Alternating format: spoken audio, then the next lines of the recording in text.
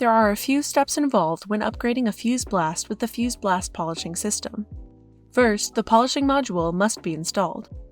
With the Fuse Blast turned off and unplugged, remove the front panel of the polishing cavity using a T15 Torx screw.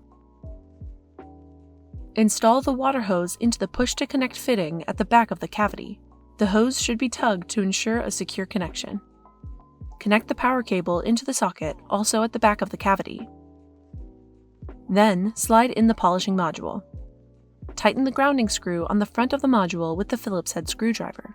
Fill the included water tank with tap water to about 80% and add 7 ml of polishing agent.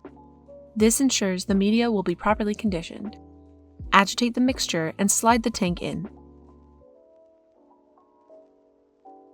Next, the blast gun tip must be replaced.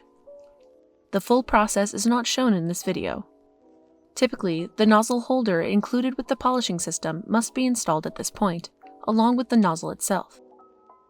The nozzle is critical to properly aerosolizing the polishing agent, which in turn is critical to safe and effective polishing.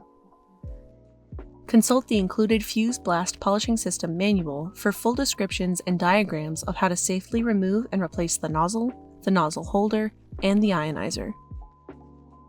Finally, any previously used glass media should be emptied and replaced with Fuse Blast polishing media. In turn, the media filter should be cleaned and removed before being replaced with the included polishing media filter mesh. There are a handful of other considerations to make when installing a Fuse Blast polishing system. Always consult our user manual when installing. Running? If so, please leave a like on our video and subscribe for more content. What video would you like to see next?